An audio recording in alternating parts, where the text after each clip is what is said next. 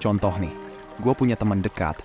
Nah, pacar pertamanya sudah pernah jalan, dan skidi papap dengan beberapa pria sebelumnya. Jadi teman gue ini nggak mau mengakui bahwa dia masih perjaka.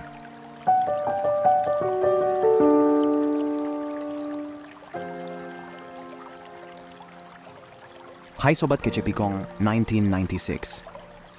Apa kabar semuanya? 9 kebohongan dalam hubungan yang gak pernah diakui. Semua dari kita akan sepakat kalau kebohongan itu bisa bikin hubungan hancur lebur, kan? Kebohongan itu kayak bom waktu, bisa ngancurin kepercayaan dan bikin hubungan yang tadinya kuat jadi berantakan. Percaya deh, kalau seseorang bisa bohong soal hal kecil, mereka juga bisa bohong soal hal besar. Belajar. Dari pengalaman, gue bisa bilang, nggak ada yang lebih cepat merusak hubungan selain kebohongan. Kebohongan ini nggak cuma merusak hubungan, tapi juga bisa ngaruh ke citra diri sendiri, kesehatan mental, dan kemampuan kita buat percaya sama orang lain. Nah guys, di video kali ini gue bakal bahas 9 kebohongan paling umum yang sering banget dikatakan seseorang ke gebetan atau pasangannya, tapi jarang yang mengakuinya.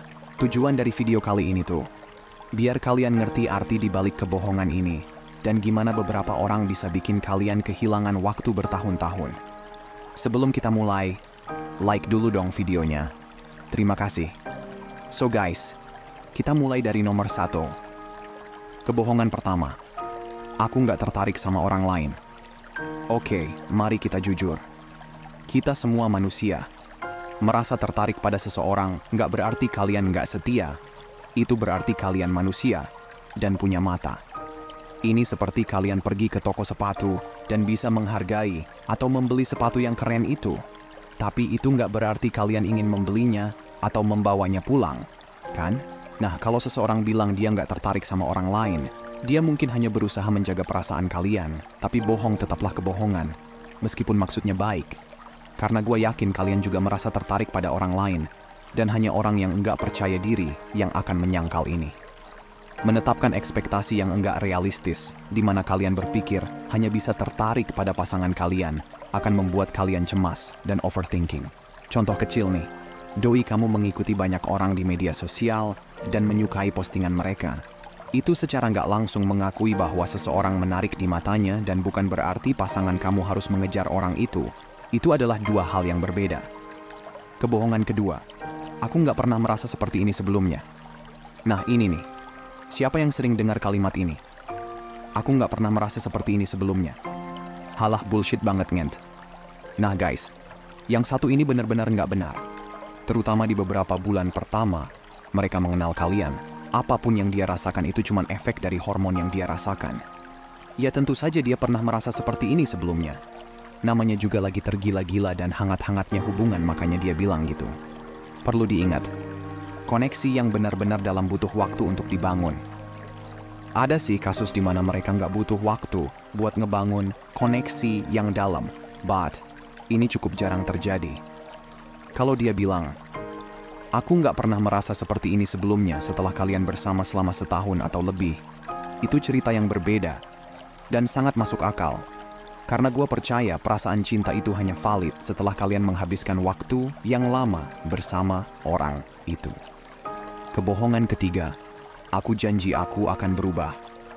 Yang satu ini klise banget, tapi ini kenyataannya. Perubahan kecil mungkin saja terjadi.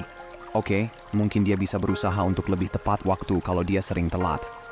Tapi sesuatu yang serius seperti pembohong patologis atau pecandu judi butuh perubahan kepribadian total yang sangat sulit terjadi. Buat kalian yang punya pacar suka judol, hati-hati ya. Lihat tuh kasus yang masih baru-baru ini, yaitu seorang istri membakar suaminya karena suka main judi. Nah jadi gini, perubahan sejati hanya terjadi kalau seseorang menginginkannya dari dalam diri mereka sendiri. Kalian bisa teriak, menangis, dan memohon. Tapi seseorang nggak akan pernah berubah, kecuali dia ingin berubah untuk dirinya sendiri. Dan biasanya, kalau mereka berubah, itu akan memakan waktu lama. Dan gua nggak tahu dengan kalian, tapi gua nggak suka menunggu orang berubah sementara ada orang lain di luar sana yang siap memberikan apa yang kalian cari. Kebohongan keempat, aku nggak pernah selingkuh. Eits, jangan salah paham dulu ya. Jadi gini, Nggak ada yang mau dianggap sebagai tukang selingkuh. Semua orang ingin terlihat bersih. Mungkin benar dia nggak pernah selingkuh, tapi kalian nggak bisa percaya begitu saja di awal hubungan. Mau tahu gimana cara halus dan berkelas agar tahu dia punya riwayat selingkuh atau enggak? Kalau iya, tap tombol subscribe-nya kalau minat. Terima kasih. Gua kasih tahu caranya nih. Jadi yang bisa kalian lakukan untuk mengetahuinya adalah kalian bertindak seolah-olah kalian nggak peduli tentang masa lalunya. Kalian bisa bilang sesuatu seperti, "Ya, aku nggak masalah kalau kamu pernah selingkuh di masa lalu. Itu kan sebelum kita bertemu." Lalu, kalian tunggu dan lihat. Kalau kalian membuatnya merasa nyaman, dia mungkin akan mulai terbuka dan menceritakan semua kisah liarnya, termasuk saat-saat dia selingkuh. Kebohongan kelima, masa lalumu nggak penting buatku. Seperti cara sebelumnya di mana gua menyarankan kalian untuk bertindak seolah-olah kalian nggak peduli tentang masa lalunya, beberapa orang juga akan melakukan pendekatan yang sama. Jangan percaya, tentu saja mereka ingin tahu tentang masa lalu kalian, setidaknya sampai batas tertentu. Mereka mungkin nggak ingin tahu semua detailnya, tapi mereka pasti ingin tahu tentang mantan kalian dan bagaimana hubungan itu berakhir. Satu-satunya alasan mereka pura-pura nggak peduli adalah karena mereka nggak mau terlihat nggak percaya diri atau cemburu.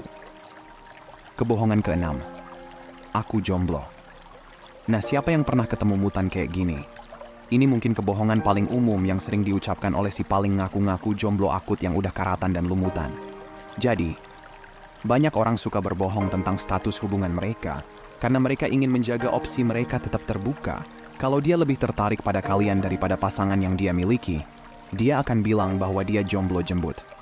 Kalau dia sudah menikah, dia akan bilang bahwa dia sedang dalam proses perceraian atau sudah lama putus. Jadi, secara umum, saran aja agar kalian memverifikasi status hubungan seseorang sebelum menghabiskan terlalu banyak waktu dengannya. Oh iya, mungkin beberapa dari kalian sedang berkencan dengan pria yang sudah menikah dan tahu bahwa dia punya istri. Tapi kalian berpikir bahwa dia akan meninggalkan istrinya untuk kalian. Kalau kalian salah satu dari orang-orang ini, pesan singkat dari gua. Kalau kalian mencoba dan berhasil merebut seseorang dari orang lain, semoga kalian bisa beruntung mempertahankan seseorang yang mudah direbut, oke? Kebohongan ketujuh, uang dan status. Nah, banyak tuh orang berpikir bahwa membanggakan rekening bank mereka adalah daya tarik terbesar. Kadang-kadang mereka bahkan mengarang karir mereka untuk mengesankan kalian. Dan misal, bahkan jika dia kaya, coba fokuslah pada karakternya dulu.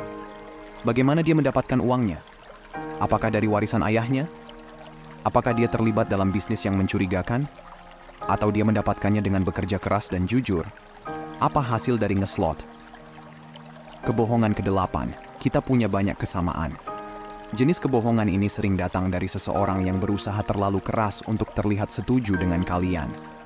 Kalian bisa dengan mudah mengenali mereka, karena tiba-tiba saja mereka menyukai semua hal yang kalian suka. Apakah kamu penggemar bola? Wow, kebetulan sekali. Dia juga. Apakah kamu suka pergi ke pantai? Wah, dia juga tiba-tiba suka pergi ke pantai setiap weekend. Jadi guys, jangan tertipu oleh orang yang berpura-pura. Karena keindahan yang mengikat pasangan itu datang dari perbedaan mereka. Oke, terakhir nih. Kebohongan ke-9.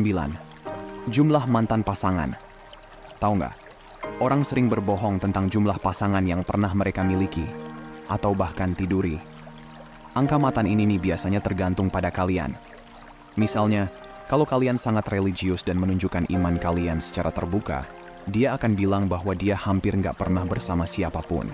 Tapi kalau dia merasa kalian mungkin tertarik pada seseorang dengan lebih banyak pengalaman, dia akan menggandakan atau bahkan melipat gandakan jumlah pasangannya untuk membuat dirinya terlihat lebih berpengalaman. Contoh nih, gue punya teman dekat. Nah, pacar pertamanya sudah pernah jalan dan skidi papap dengan beberapa pria sebelumnya. Jadi teman gue ini nggak mau mengakui bahwa dia masih perjaka. Dia merasa nggak percaya diri tentang itu dan ingin terlihat lebih berpengalaman daripada pacarnya. Ya udah, dia bohong aja tuh, biar nggak kelihatan pemula banget.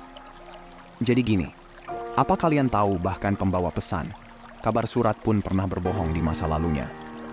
Tapi seperti yang tadi dikatakan sebelumnya, tentang orang-orang yang bisa berubah, Beberapa orang belajar, tumbuh, dan dewasa.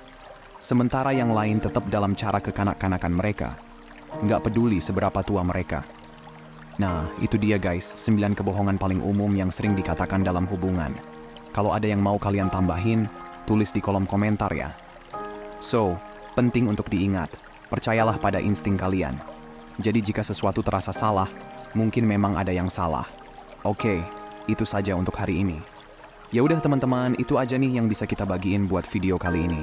Kalau kalian suka atau ngerasa bermanfaat, jangan lupa kasih jempol ke atas dan subscribe. Drop pendapat kalian di komentar. Makasih udah nonton ya, dan sampai jumpa di video berikutnya teman-teman.